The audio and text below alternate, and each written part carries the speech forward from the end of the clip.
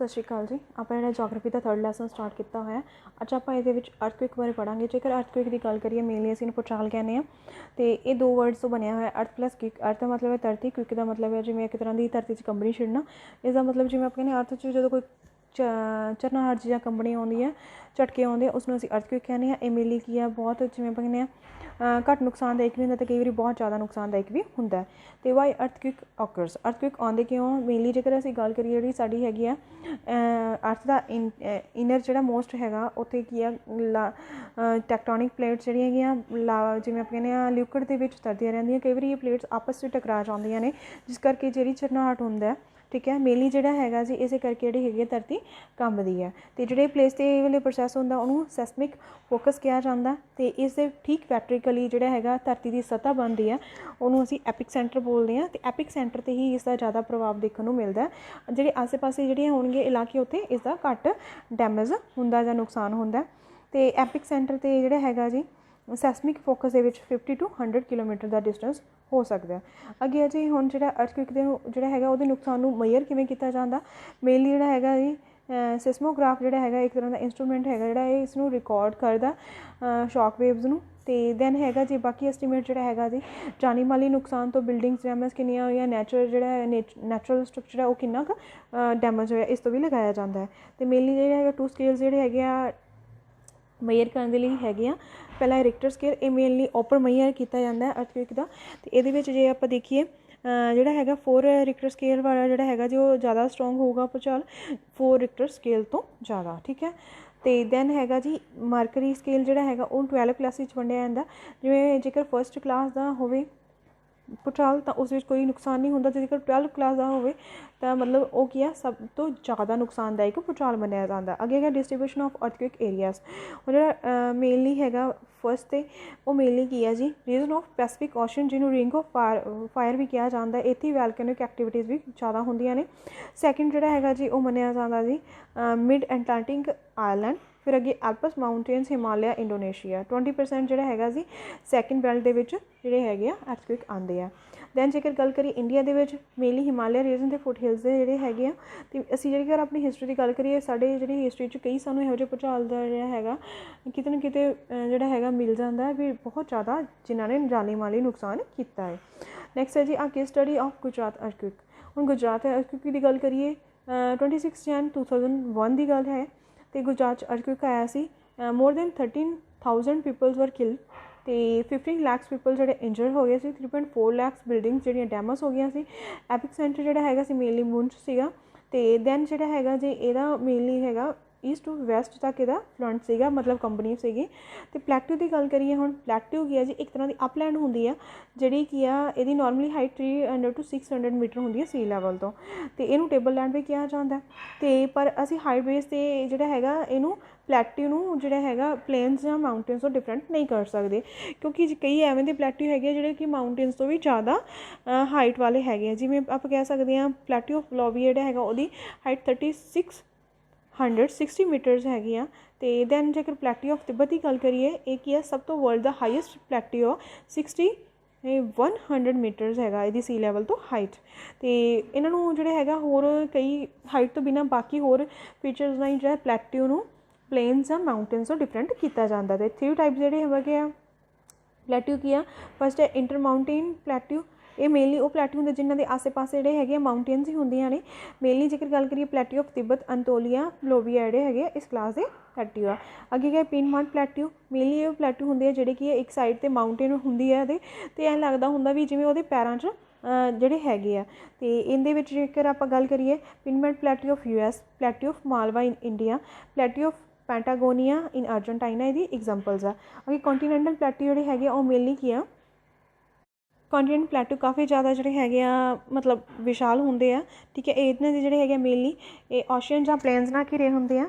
तो ये जेकर एग्जाम्पल गल करिए plateau of southern India, western Australia and Africa जोड़ी है मेन एग्जाम्पल्स हैगियां। तो प्लैट्यू की गल करिए प्लैट्यू जी है इतने माउंटेन्स की जगह तो प्लेन्स आने से मतलब मैदाना ना बहुत घट इतने पॉपूलेशन होंगी है। अगे इंपॉर्टेंस ऑफ प्लैट्यू, प्लैट्यू जोड़े है काफ़ी ज़्यादा इंपॉर्टेंट है ह्यूमनस लिए। ਤੇ ਫਸਟ ਤੇ ਕਿਵੇਂ ਇੰਪੋਰਟੈਂਟ ਹੈ ਜੀ, ਇਹ ਸਾਨੂੰ ਕੀ ਆ ਕਈ ਤਰ੍ਹਾਂ ਦੇ ਮਿਨਰਲਸ ਜਿਵੇਂ like iron, copper, silver, gold, valuable stones ਵਗੈਰਾ ਪ੍ਰੋਵਾਈਡ ਕਰਦੇ ਆ। ਜਿਹੜੇ ਗ੍ਰਾਸਲੈਂਡ ਪਲੈਟਿਊ ਹੁੰਦੇ ਆ ਉਹ ਜਿਹੜੇ ਹੈਗੇ ਆ ਮੇਨਲੀ ਐਨੀਮਲਸ ਨੂੰ ਜਿਵੇਂ ਆਪਾਂ ਨੇ ਪਸ਼ੂ ਚਰਾਉਣ ਦੇ ਲਈ ਹੈਲਪਫੁਲ ਹੁੰਦੇ ਆ। ਅੱਗੇ ਹੈਗਾ ਲਾਵਾ ਜਨਰੇਟਿਵ ਪਲੈਟਿਊ, ਜਿਹੜੇ ਹੈਗੇ ਉਹ ਕਾਫੀ ਫਰਟਾਈਲ ਸੋਇਲ ਹੁੰਦੇ ਆ, ਜਿਹੜੇ ਕਿ ਐਗਰੀਕਲਚਰ ਪੁਆਇੰਟ ਆਫ ਵਿਊ ਕਾਫੀ ਜ਼ਿਆਦਾ ਵਧੀਆ ਹੁੰਦੇ ਆ। ਅੱਗੇ ਵੈਟ ਰੀਜਨ ਜਿਹੜੇ ਹੈਗੇ ਆ ਉੱਥੇ ਵਾਟਰਫਾਲਸ ਵਗੈਰਾ ਜਿਹੜੇ ਹੈਗੇ ਆ ਉਹ ਮੇਨਲੀ ਟੂਰਿਜ਼ਮ ਅਤੇ ਹਾਈਡਰੋ ਇਲੈਕਟ੍ਰਿਸਿਟੀ ਜਨਰੇਟ ਕਰਨ ਦੇ ਪੁਆਇੰਟ ਆਫ ਵਿਊ ਸਾਡੇ ਲਈ ਇੰਪੋਰਟੈਂਟ ਨੇ। ਅੱਗੇ ਹੈਗਾ ਐਕਸਟਰਨਲ ਫੋਰਸਿਸ ਜਿਹੜੀਆਂ ਹੈਗੀਆਂ ਉਹ ਮੇਨਲੀ ਸੋਲਰ ਐਨਰਜੀ ਦੁਆਰਾ ਹੀ ਜਿਵੇਂ ਆਪਾਂ ਕਹਿੰਦੇ ਜਨਰੇਟ ਕੀਤੀਆਂ ਜਾਂਦੀਆਂ। ਇਹ ਮੇਨਲੀ ਜਿਵੇਂ ਗ੍ਰੈਜੂਏਸ਼ਨ ਫੋਰਸਿਸ ਜਿਹੜੀਆਂ ਹੁੰਦੀਆਂ ਨੇ, ਠੀਕ ਹੈ, ਉਹਨਾਂ ਰਾਹੀਂ ਹੁੰਦੀਆਂ ਨੇ। ਅਤੇ ਮੇਨਲੀ ਇਹਨਾਂ ਦੇ ਮੇਨ ਏਜੰਟਸ ਕਿਹੜੀਆਂ ਹੈਗੀਆਂ wind, running water, glaciers, marine waves, animal, plants ਦੇ ਥਰੂ ਇਹ ਆਪਦਾ ਪ੍ਰੋਸੈਸ ਪੂਰਾ ਕਰਦੇ ਆ। ਇਹਨਾਂ ਦਾ ਮੇਨ ਜਿਹੜਾ ਹੈਗਾ ਕੰਮ ਕੀ ਆ, ਗ੍ਰੈਵਿਟੀ ਨਾਲ ਕੰਮ ਕਰਦੇ ਆ। ਅਤੇ ਇਹ ਜਿਹੜਾ ਹੈਗਾ ਅਰਥ ਦੀ ਸਾਰੀ ਫੇਸ ਦਾ ਜਿਹੜਾ ਹੈਗਾ ਉਹਨੂੰ ਟਰਾਂਸਫਾਰਮ ਕਰਨਾ ਚਾਹੁੰਦੇ ਆ। ਮਤਲਬ ਇਹ ਕੀ ਆ, ਸਾਰੀ ਜਿਹੜੀ ਅਰਥ ਦੇ ਨੂੰ ਇੱਕੋ ਜਿਹਾ ਬਣਾ ਕੇ ਰੱਖਣਾ ਚਾਹੁੰਦੇ। ਇਹਦੀ ਮੇਨ 4 ਸਟੇਜਸ ਹੈਗੀਆਂ। ਫਸਟ ਹੈ ਜੀ ਵੈਦਰਿੰਗ, ਇਹਦੇ ਵਿੱਚ ਜਿਹੜੀਆਂ ਹੈਗੀਆਂ ਰੌਕ ਮਟੀਰੀਅਲ ਜਿਹੜਾ ਹੈਗਾ ਉਹਨੂੰ ਜਿਹੜਾ ਹੈਗਾ ਜਿਵੇਂ ਆਪਣੇ ਪ੍ਰਪਰੇਸ਼ਨ ਕੀਤੀ ਜਾਂਦੀ ਹੈ। ਅੱਗੇ ਪਿਕਿੰਗ ਅਪ ਦਾ ਰੌਕ ਮਟੀਰੀਅਲ, ਫਿਰ ਜਿਹੜਾ ਉਹਨੂੰ ਪਿਕ ਕੀਤਾ ਜਾਂਦਾ ਰੌਕ ਮਟੀਰੀਅਲ ਨੂੰ ਅੱਗੇ ਟਰਾਂਸਪੋਰਟਿੰਗ ਦਾ ਮਟੀਰੀਅਲ ਬਾਏ ਡਿਫਰੈਂਟ ਮੋਡਸ, ਇਹਨੂੰ ਕੀ ਟਰਾਂਸਪੋਰਟ ਕੀਤਾ ਜਾਂਦਾ ਅਲੱਗ-ਅਲੱਗ ਮੋਡਸ ਦੇ ਥਰੂ। ਅੱਗੇ ਡਿਪੋਜ਼ਿਟ ਆਫ ਦਾ ਮਟੀਰੀਅਲ, ਜਿਹੜਾ ਹੁੰਦਾ ਇਹਨਾਂ ਦਾ ਮਟੀਰੀਅਲ ਫਿਰ ਉਹਨੂੰ ਡਿਪੋਜ਼ਿਟ ਕੀਤਾ ਜਾਂਦਾ।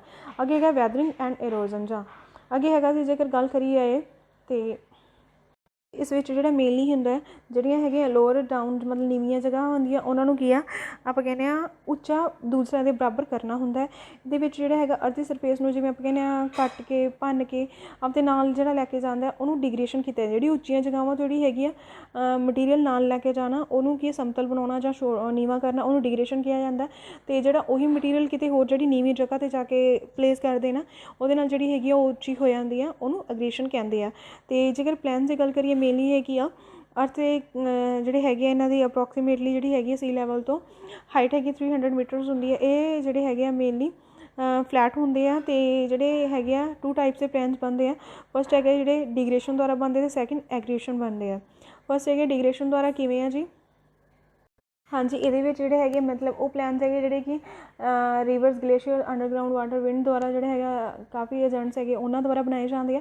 ਇਹਨਾਂ ਦੁਆਰਾ ਆਲਮੋਸਟ ਜਿਵੇਂ ਕਹਿੰਦੇ ਕਾਫੀ ਲੰਬੇ ਟਾਈਮ ਦੇ ਪ੍ਰੋਸੈਸ ਮਿਲੀਅਨਸ ਆਫ ਈਅਰਸ ਲਗਾ ਕੇ ਜਿਹੜਾ ਹੈਗਾ ਮਾਊਂਟੇਨਸ ਵਗੈਰਾ ਜਾਂ ਉੱਚੀਆਂ ਜਿਹੜੀਆਂ ਹੈਗੀਆਂ ਜਗ੍ਹਾਵਾਂ ਨੂੰ ਲਗਾਤਾਰ ਜਿਵੇਂ ਆਪਾਂ ਨੇ ਖੋਜ ਕੇ ਉੱਥੋਂ ਕੀ ਆ ਉਹਨਾਂ ਨੂੰ ਹੌਲੀ ਹੌਲੀ ਘਸਾ ਕੇ ਉਹਨਾਂ ਦਾ ਮਟੀਰੀਅਲ ਉੱਥੋਂ ਲਿਜਾ ਕੇ ਜਿਹੜੇ ਪਲੈਨਸ ਬਣਾਏ ਜਾਂਦੇ ਆ। ਮਤਲਬ ਉੱਥੋਂ ਜਿਹੜਾ ਹੈਗਾ ਚੀਜ਼ ਨੂੰ ਖ਼ਤਮ ਕਰਕੇ ਉਹਨਾਂ ਨੂੰ ਪਲੇਨ ਕਰਨਾ, ਠੀਕ ਹੈ, ਡਿਗਰੇਸ਼ਨ ਕੀਤੇ ਜਾਂਦੇ ਆ। ਅਤੇ ਇਹ ਪਲੇਨਸ ਜਿਹੜੇ ਹੈਗੇ ਇਹਨਾਂ ਨੂੰ ਜਿਵੇਂ ਆਪਾਂ ਕਹਿੰਦੇ ਪੇਨ ਪਲੇਨਸ ਕਿਹਾ ਜਾਂਦਾ, ਠੀਕ ਹੈ। ਜਿਵੇਂ ਐਮਾਜ਼ੋਨ ਜਿਹੜਾ ਹੈਗਾ ਬੇਸਿਨ ਜਿਹੜਾ ਸਾਊਥ ਅਮੈਰੀਕਾ ਦਾ ਉਹ ਇਰੋਡਡ ਕੀਤਾ ਗਿਆ ਰਿਵਰ ਐਮਾਜ਼ੋਨ ਦੁਆਰਾ। ਅੱਗੇ north Canada, north Europe, western Siberia, ਠੀਕ ਹੈ, ਇਹ ਮੇਨਲੀ ਗਲੇਸ਼ੀਅਰਸ ਦੁਆਰਾ ਜਿਹੜੇ ਹੈਗੇ ਆ ਮਤਲਬ ਬਣਾਏ ਗਏ ਡਿਗਰੇਸ਼ਨ ਸਿਸਟਮ ਦੇ ਦੁਆਰਾ।